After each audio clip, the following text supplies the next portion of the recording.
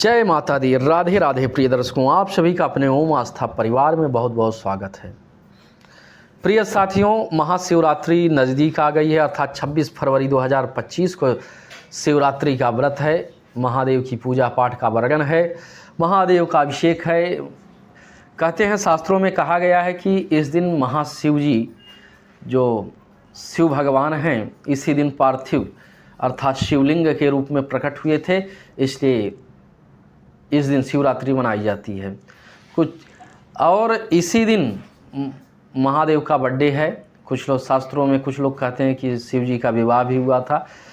हमें इस विवाद में नहीं पड़ना है कि इसलिए शिवरात्रि मनाई जाती है, लेकिन शिवरात्रि का बहुत ही महत्व है। इस दिन अभिषेक करना है हमारे हिसाब से, जहाँ इस दिन शिवलिंग के रूप में शिव जी प्रादुर्भाव हुए थे, अर्थात शिव जी का जन्मदिन है। शिव जी के जन्मदिन के उपलक्ष्य में यह शिवरात्रि मनाई जाती है। शिवरात्रि इसलिए मनाई जाती है कि इस दिन जो भी भक्त भक्ति भाव से भगवान शिव जी की पूजा करता है, उसकी मनोकामनाएं पूरी होती हैं। प्रश्न ये उठता है कि महाराज शिव जी की पूजा कैसे करें, शिव जी की पूजा हमें करना कैसे है। शिव जी तमाम प्रकार की दिक्कतों परेशानियों को दूर करने वाले हैं। शिव जी को बेलपत्र बहुत प्रिय है, धतूरा बहुत प्रिय है। बेलपत्र धतूरा चढ़ाने से भगवान खुश होते हैं, भक्त की मनोकामना पूरी करते हैं। जो भक्त मांगता है वो मनोकामना शीघ्रातिशीघ्र पूरी होती है।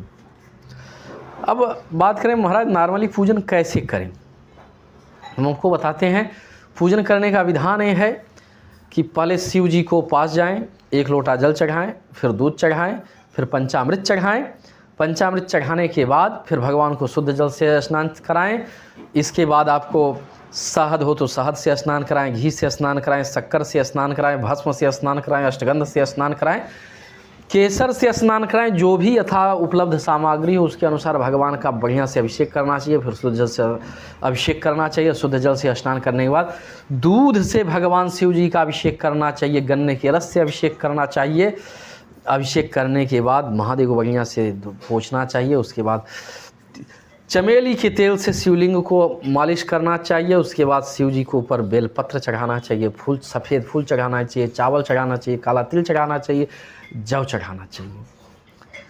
और भगवान का सर खाली नहीं रखना चाहिए। भगवान के सिर पे बढ़िया से पुष्प चढ़ा करके, अगर रुद्राक्ष की माला हो तो रुद्राक्ष की माला ऊपर रख देनी चाहिए, जिससे शिव जी का सिर ढका रहे। और भगवान शिव जी की पूजा करना चाहिए। अगर आप कर्ज से परेशान हैं तो आपको जौ शिव जी के ऊपर चढ़ाना चाहिए।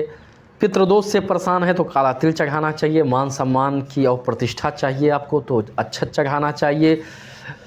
आप तमाम प्रकार के लाभ प्राप्त करना चाहते हैं तो बेलपत्र चढ़ाना चाहिए, धतूरा चढ़ाना चाहिए, और जो भी फल है उसको चढ़ाना चाहिए। प्रिय साथियों, अगर आप भक्ति भाव से शिव जी की पूजा करते हैं, वहाँ शिव जी का शिव चालीसा का अगर आप करें तो और अच्छा है। महामृत्युंजय मंत्र का जाप करें, नहीं तो ओम नमः शिवाय मंत्र का जाप करें, इससे बहुत ही अच्छा लाभ प्राप्त होगा।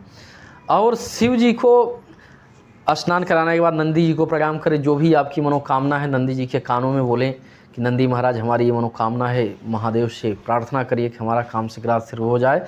तो नंदी महाराज आपकी बात ज़रूर महादेव के पास पहुंचाते हैं। महादेव अपने भक्तों की बात को टालते नहीं हैं और शीघ्र आपके काम को कर देते हैं।